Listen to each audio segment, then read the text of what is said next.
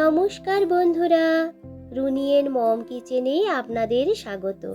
আশা করি সবাই ভালো আছেন। আজ আমি আপনাদের সঙ্গে শেয়ার করব একদম নিরামিষভাবে তৈরি করে নেওয়া ঝরঝরে সাবুর পোলাও বা সাবুদানার পোলাওয়ের রেসিপি। যে কোনো নিরামিষ দিনে হোক কিংবা বার ব্রত উপবাসের দিন আপনারা এইভাবে সাবুর পোলাও বানিয়ে নিতে পারেন। খেতে ভীষণই টেস্টি তৈরি হয় আর বানিয়ে নেওয়া কিন্তু খুবই সোজা। তাই ভিডিওটা স্কিপ না করে পুরোটা দেখার অনুরোধ রাখলাম। আশা করছি আপনাদের এই ঝরঝরে সাবুর পোলাওয়ের রেসিপিটা ভালো লাগবে। তো চলুন শুরু করা যাক। সাবুর পোলাও বানানোর জন্য সাবুটাকে আগেই ভিজিয়ে রেখেছিলাম। এখানে একটু বড় ধরনের সাবু আমি নিয়েছি আর এই রকম একটা বাটি মাপ করে এক বাটি সাবু নিয়েছিলাম। সাবুটাকে কয়েকবার জল পাল্টে পাল্টে ধুয়ে সেম বাটি মাপ করে এক বাটি জল দিয়ে সারা রাত্রি ভিজিয়ে রেখেছিলাম। আপনারা চাইলে সাবুটাকে 2 থেকে 3 ঘন্টাও ভিজিয়ে নিতে পারেন। তবে সাবুটাকে ভিজিয়ে নেওয়া কিন্তু খুবই দরকার এখানে, তাহলেই আপনাদের পোলাওগুলো কিন্তু খুবই ঝরঝরে তৈরি হবে। তো দেখুন আমি এখানে সারা রাত্রি ভিজিয়ে রেখেছিলাম, সাবুটা কত সুন্দরভাবে ভিজে গেছে।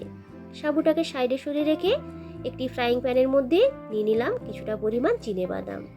মিডিয়াম টু লো ফ্লেমে চিনেবাদামগুলোকে বেশ একটু লালচে করে ভেজে নেব। এরপর এই চিনেবাদামগুলোকে সম্পূর্ণ ঠান্ডা করে নেওয়ার পর হামানদিস্তাতে বা মিক্সিতে একটু আধ ভাঙা করে নিতে হবে। তো দেখুন বাদামগুলো ভাজা হয়ে গেছে, এরপর এগুলোকে একটু ঠান্ডা করে নেব।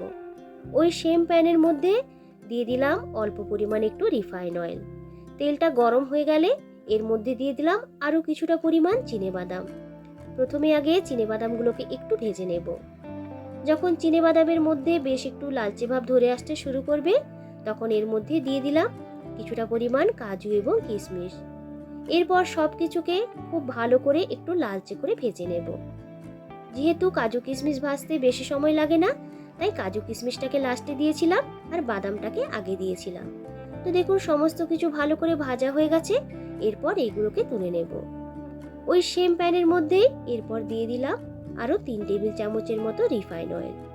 তেলটা যখন খুব ভালো করে গরম হয়ে যাবে তখন এর মধ্যে ফোড়নে দিয়ে দিলাম হাফ টেবিল চামচ গোটা জিরে আর একটা তেজপাতা। কয়েক সেকেন্ডের মতো জিরেটাকে একটু ভেজে নেব। যখন জিরের মধ্যে থেকে একটা সুন্দর গন্ধ বেরোতে শুরু করবে আর এর কালারটাও একটু চেঞ্জ হয়ে আসবে তখন এর মধ্যে অ্যাড করে দেব কিছুটা সবজি। আপনাদের হাতের কাছে যা সবজি থাকবে তাই দিয়েও কিন্তু এই পোলাওটা বানিয়ে নিতে পারেন। প্রথমেই আগে আলু এবং গাজরগুলোকে দিয়ে ভালো করে তেলের মধ্যে একটু কষিয়ে নেব। যেহেতু আলু গাজরগুলো একটু শক্ত, ভেজে নিতে একটু সময় লাগবে, তাই প্রথমে আলু গাজরগুলোকে দিয়ে একটু কষিয়ে নিয়েছি। তারপরে এর মধ্যে বাদবাকি সবজিগুলো দিয়ে দেব। নিয়েছি একটু বিনস আর ছোট ছোট করে কেটে নেওয়া ক্যাপসিকাম, সাথে পরিমাণ মতো নুন দিয়ে ভালো করে সবজিগুলোকে একটু কষিয়ে নিয়েছি। এরপর ঢেকে কিছুক্ষণের জন্য রেখে দেব। এইভাবে ঢাকনা দিয়ে রান্না করলে দেখবেন সবজিগুলো একটু নরমও হয়ে যাবে আর একটু বেশ সেদ্ধ সেদ্ধ হয়ে আসবে।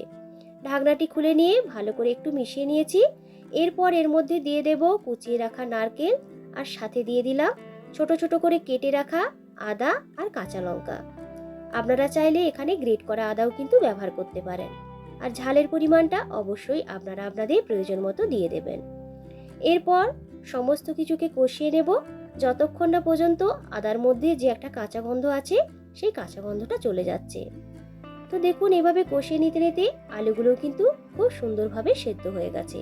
এই সময় এর মধ্যে দিয়ে দেব ভিজিয়ে রাখা সাবুগুলোকে। সবজির সাথে সাবুগুলোকে ভালো করে মিশিয়ে নেব।